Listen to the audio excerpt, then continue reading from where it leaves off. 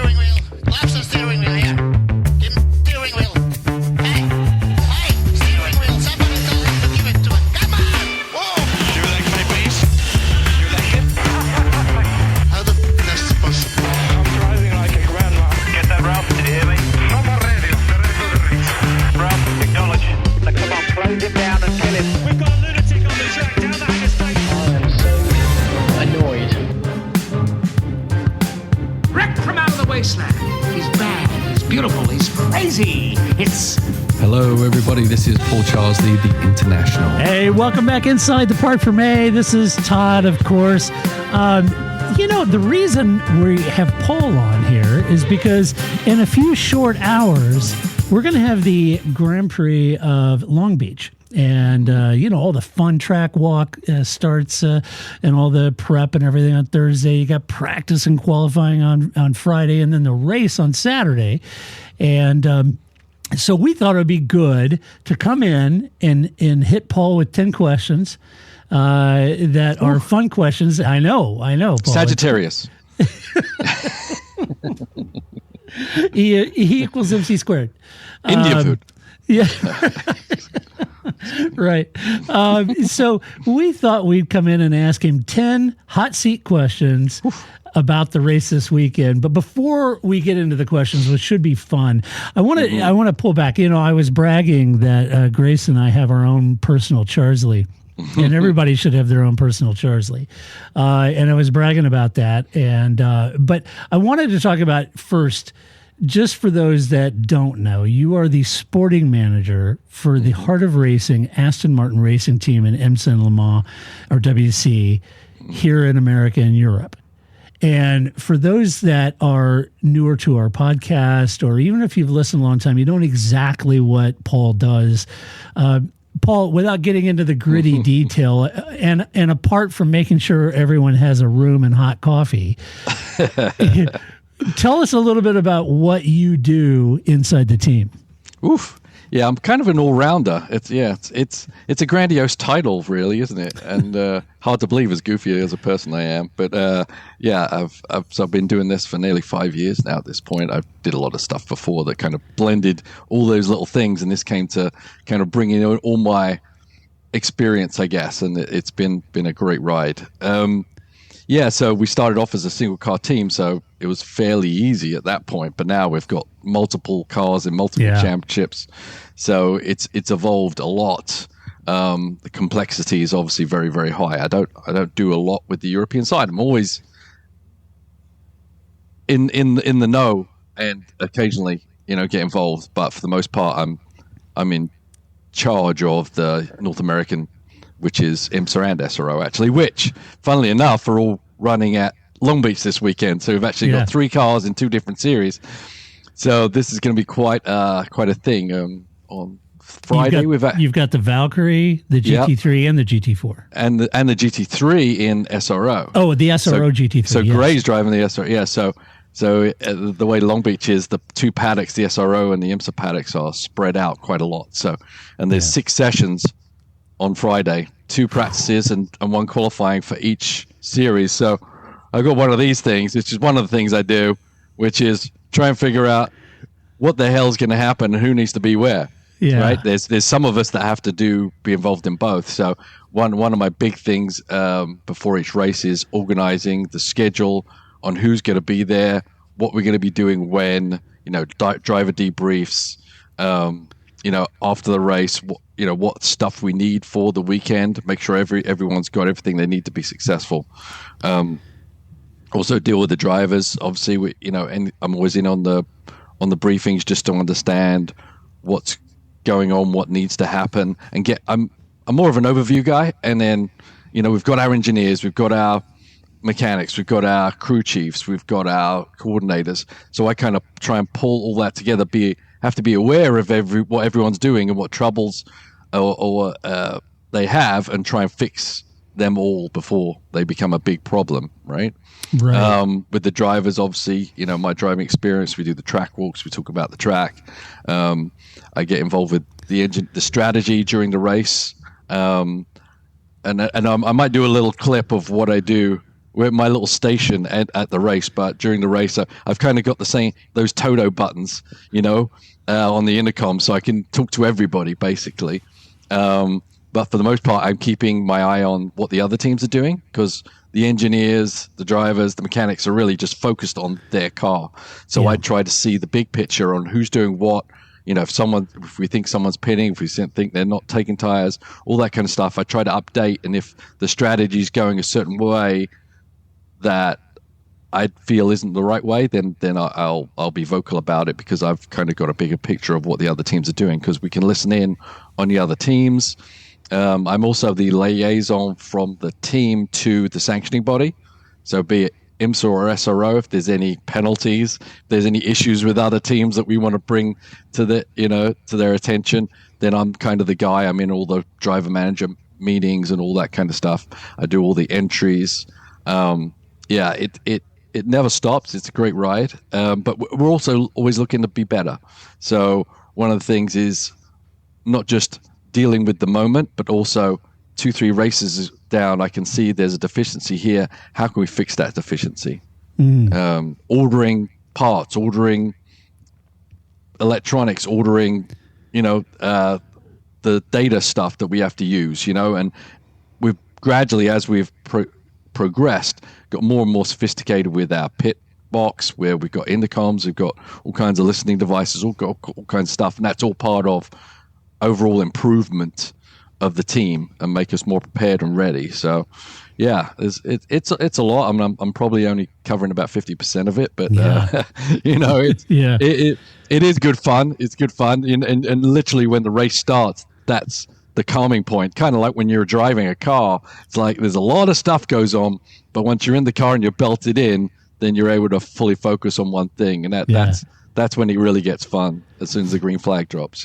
Yeah. Well, having spent a race weekend with you at Indy, that is about 50% of what I saw you do, because the other 50% was crazy, and it's a logistics nightmare, and it's one thing I meant to ask you at Indy and didn't, but do you manage the sort of communication back and forth with Michelin, or do your engineers manage the Michelin relationship and tire allocation and all that? Yeah, I deal with that. Yeah, for sure. And then when we do tests, I order the tires, order the fuel, and plus, if there's any questions, they usually come through me. Sometimes it gets too technical, on the tire side, and but I know the right people to grab if we need further deeper stuff. The tires are the controlling factor, as we know in Formula One, so it's an important part to get your head around. So definitely involved in that. Also, Bosch have a big part in the IMSA stuff, certainly with electronics and the looms and IMSA reading what we're doing. So that's also a big communication line during the race weekend. Gotcha. Okay, cool. Well, are you ready? Controversy. Are you ready for some controversy, Paul? I am. I'm ready. Let's do it. All right. So we got 10 questions for Paul. Okay. We're going to throw him into the deep end here. He isn't going to like to answer some of these, but he's a pro and he'll rise above it. Okay. All right. Question number 1, Paul. What's one strategy move that you feel like most of the teams or your team is keeping in their back pocket for this weekend? Well, Long Beach is a very unique track. And because it's not just the track is unique, but also the length of the race. It's 100 minutes. You don't need a full pit stop. You don't have to get a full fuel load. Do you take tires? Do you not take tires? How much fuel do you save? You save fuel or energy nowadays, then that means you're plugged in for less time on the pit lane.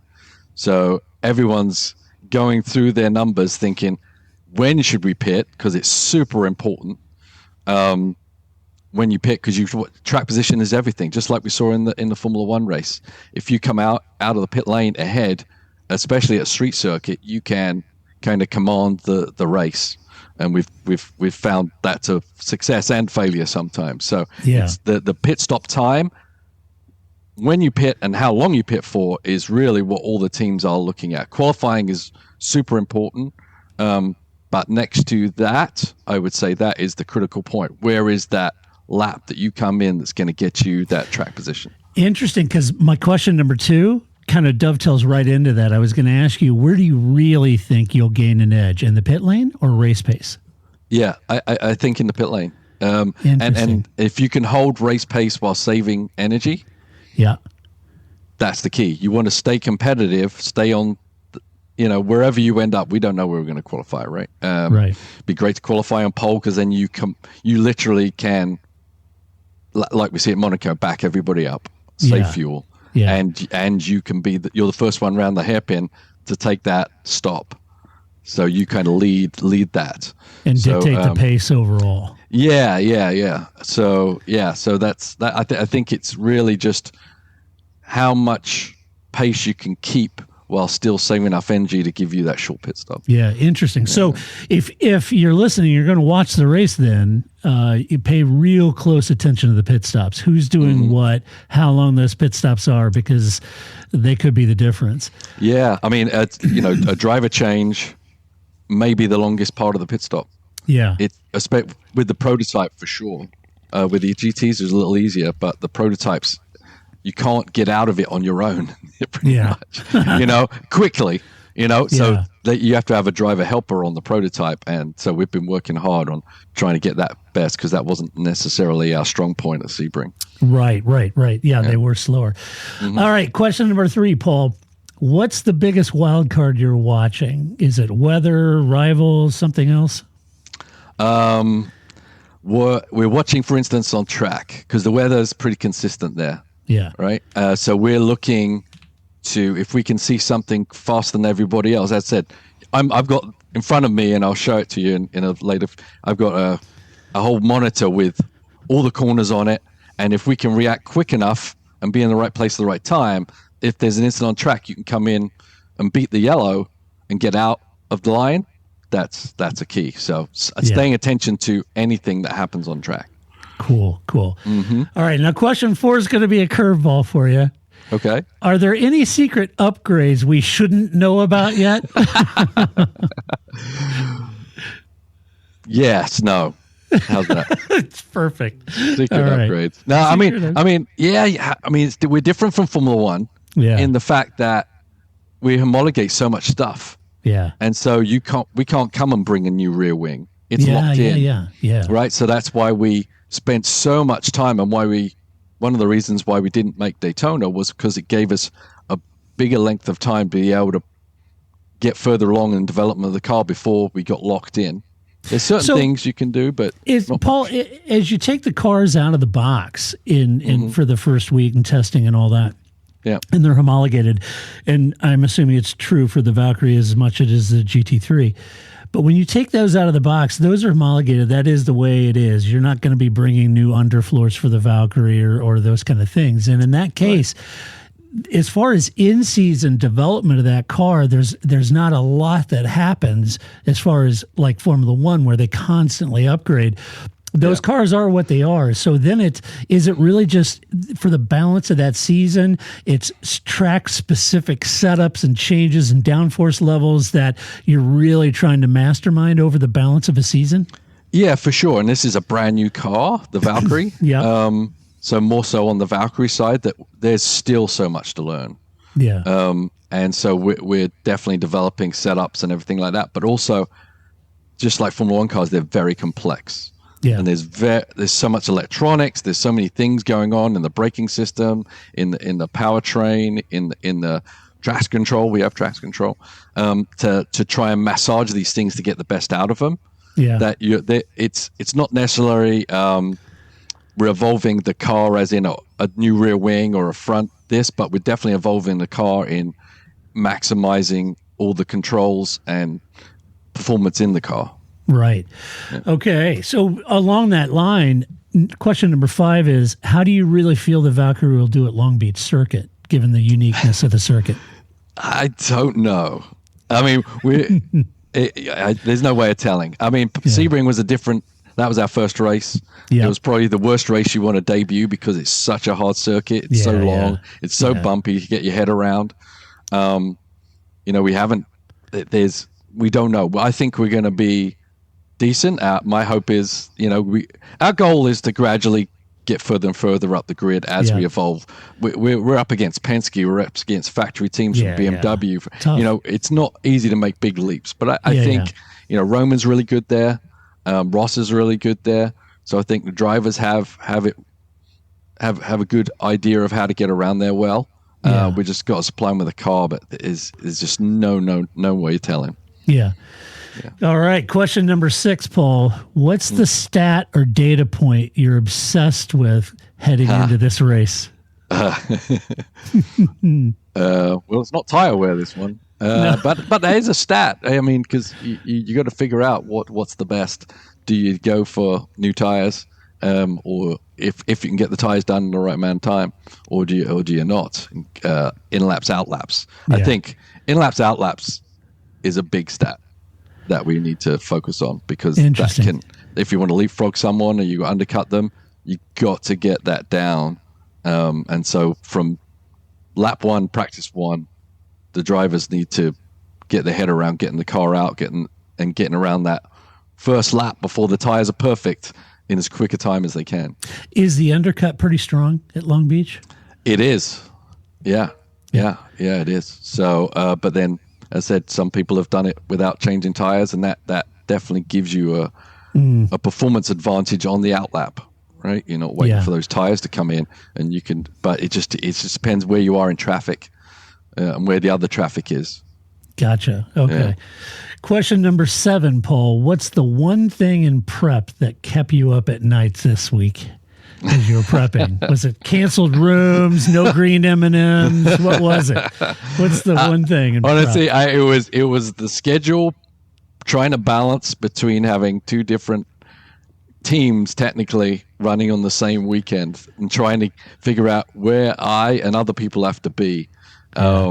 You can't stretch people too far. And, you know, I've told Phil, the engineer, because he's engineering the GT3 car on IMSA and in SRO. And I just said, well, just get one of those tents that people like to use in LA and just stay there, because you're not leaving pit lane for the whole of Friday. Right.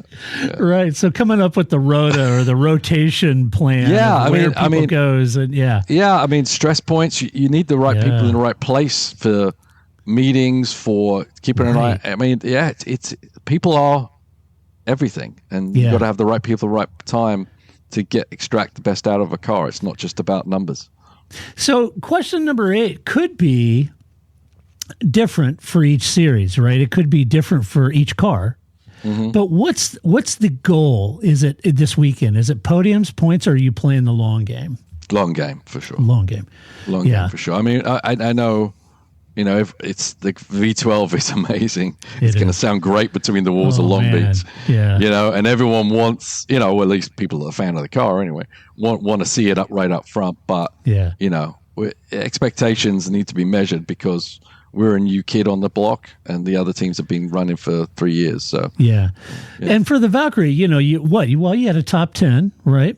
Yeah. So you had top 10 out of Sebring, and you'd like to work your way to top 5. Absolutely. Yeah. Cool. Yep. Let's see. Question number 9. Who's the dark horse team that's on your radar this weekend? For the prototype? Yeah, either the prototype or the GT. Dark horse team on the prototype, I say, is the BMW. Mm-hmm. I don't think they've won a race, but they're coming. So I think, you know, they got the K-Mag. They're angry, and they got the K-Mag. Yeah. So yes, I think they're the dark horse team in prototypes. They're the team that probably need the success more, because they've been around long enough. So in GT, there's dark horse, probably the Ferrari. I would say. Yeah. They've got a decent BOP. And just for those people that might be new to IMSA, what Ferraris are they running? I don't know the numeric. I can't remember. I can't remember either. Yeah, I don't know. It's three numbers in a row.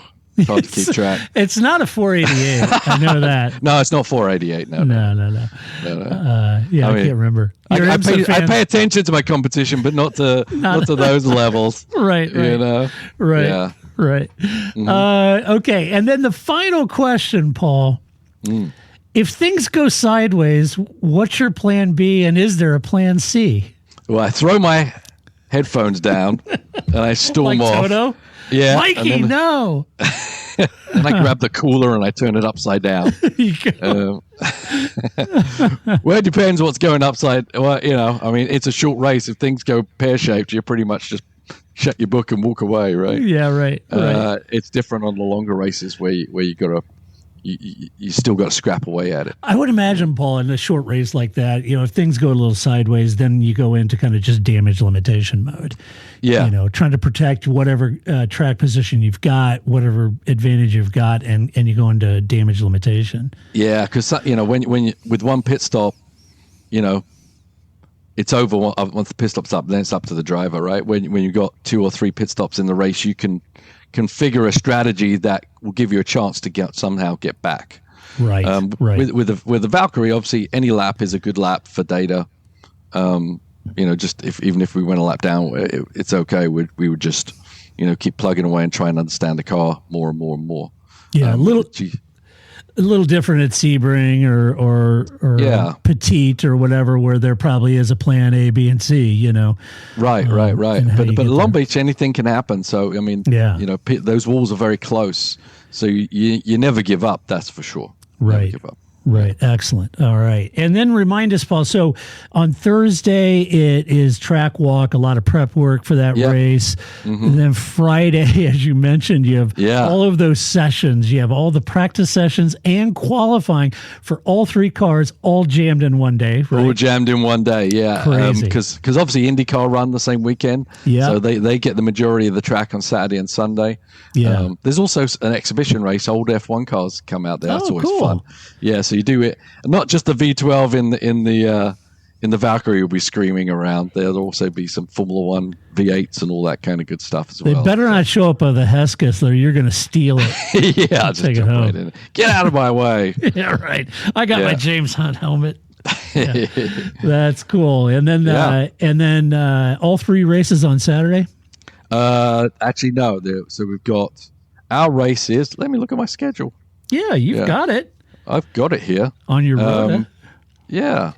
We've got, so our race is at around 2 on Saturday. Then the first SRO race is at the end of the day at 5. And then at lunchtime on Sunday is the second SRO race. Oh, okay. Because that's a sprint race. That's no pit stops. That's like a 40-minute race. Gotcha. Okay. Mm-hmm. Okay, excellent. Awesome. All right, so this weekend, Paul's going to be sending some videos, and we'll post them over the weekend. This should be a lot of fun, and I love IMSA. Obviously, Paul does because he's in it. He's good buddies with Bo.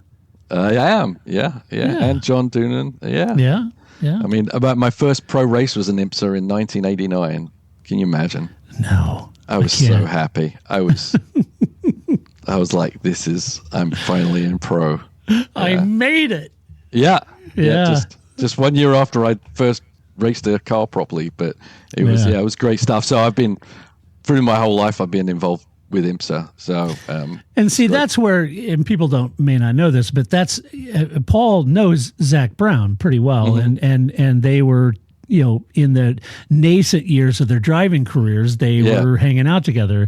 Right. You and Calvin, Calvin, right? Fish and Ian Brian James, Till, your boss. Ian James. Brian Till, you and the young Ian James. Mr. Diffie, I think he'll be, will he be there? No, he's doing NASCAR now, isn't he? Yeah, he's doing NASCAR, yeah. Will be there. Yeah. Will Buxton. Yeah, Will be there. Have to bump in. And so people always ask me, is Paul, now that have some F1 people into this series, like K-Mags and stuff like that. Oh, is Paul, excited to meet K-Mags? It's like, no, Paul's running a team. We're trying to beat those guys. Yeah. We're trying to beat them. They're competitors. And Paul isn't that much big of a fanboy kind of thing, Yeah. He's got his own drivers. Which one of your drivers' mindset is on fire right now? On fire, as in fully Ross. Yeah. Ross? Yeah. Cool. Yeah. Ross is a good driver. He's a very good driver. Yeah, he is. Roman he's always on it. He's been with the team since the very beginning, so it's exciting to see him up Yeah, there. Him yeah. and Ross drove together a couple of years ago. It was a great partnership, and this is the same. So it's Yeah, awesome. that's so cool. All right. Well, that does it. We will come back this over the weekend with some more content. I hope you enjoyed this rapid fire Paul Hangs 10 and 10, and we'll stay in touch. So until later this weekend, this is Todd, aka Negative Camera, saying so long. That's it, man. Game over, man. Game over. It's not what I feel I've got to prove at all. I don't really want to prove anything. I started as an amateur with no idea or no intention of becoming world champion. I was curious to find out what it was like to drive a car fast, to drive on a certain circuit, to drive a certain